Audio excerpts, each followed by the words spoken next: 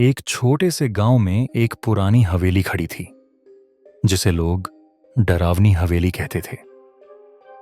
कहते थे उस हवेली में एक डायन रहती है जिसकी डरावनी हंसी रात को गांव वालों के कानों में गूंजती थी।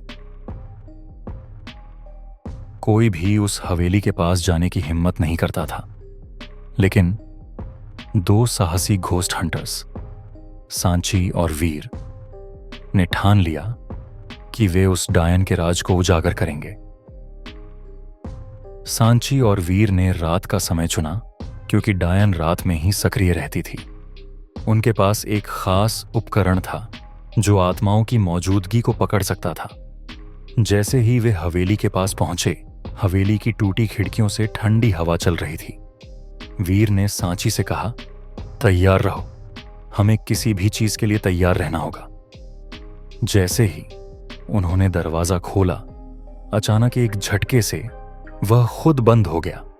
हवेली के अंदर गहरी अंधकार छाई हुई थी। वीर ने टॉर्च ऑन की और सांची ने उपकरण चालू किया। उपकरण ने तेजी से बीप करना शुरू कर दिया। अचानक हवेली के अंदर एक अजीब सी हंसी गूंज उठी। सांची ने वीर की ओर देखा। यह वही डायन है, हमें सावधान रहना होगा। वे धीरे धीरे ऊपर की ओर बढ़ने लगे। सीढ़ियां इतनी पुरानी थीं कि हर कदम पर उनकी चरमराहट सुनाई दे रही थी। जैसे ही वे ऊपर पहुंचे, एक पुरानी तस्वीर उनके सामने गिरी। उसमें एक औरत की धुंधली आकृति थी। तस्वीर के नीचे लिखा था, अभिशप्त आत्मा रत्ना।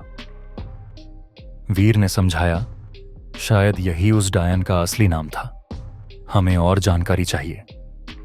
तभी तेज हवा चली और कमरे की खिड़कियां खुद ब खुद बंद हो गईं। एक डरावनी आकृति उनके सामने प्रकट हुई। वह काली साड़ी में एक डायन थी जिसकी आंखें अंगारे जैसी लाल थीं। उसने तेज आवाज में कहा, तुम्हारी हिम्मत कैसे हुई मेरी हवेली में कदम रखने की? सांची ने साहस जुटाते हुए कहा, हम यहां यह जानने आए हैं कि तुम कौन हो और क्यों गांव वालों को परेशान कर रही हो। डायन ने जोर से हंसा और कहा, यह मेरा बदला है। इस गांव ने मुझे धोखा दिया और अब मैं सबको डराकर चैन पाती हूं। सांची और वीर ने डायन का ध्यान भटकाया और एक कमरे में छिप गए। वहां उन्हें एक पुरानी डायरी मिली।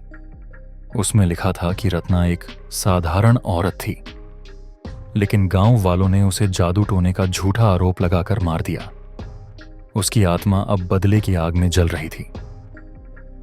वीर ने कहा, हमें रत्ना की आत्मा को मुक्त करना होगा, तभी यह सब खत्म होगा।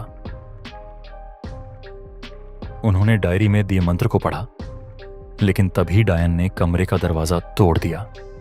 डायन हवा में तैरती हुई उनके पास पहुंच गई। उसने सांची को पकड़ने की कोशिश की, लेकिन वीर ने मंत्र पढ़ना शुरू कर दिया। जैसे ही मंत्र पूरा हुआ, डायन जोर से चिल्लाई और हवेली कांपने लगी। रत्ना की आत्मा धीरे धीरे शांत होने लगी और उसने कहा, मुझे माफ करना, मुझे शांति मिल गई। डायन गायब हो गई और हवेली की खिड़कियां और दरवाजे खुल गए। सांची और वीर ने राहत की सांस ली।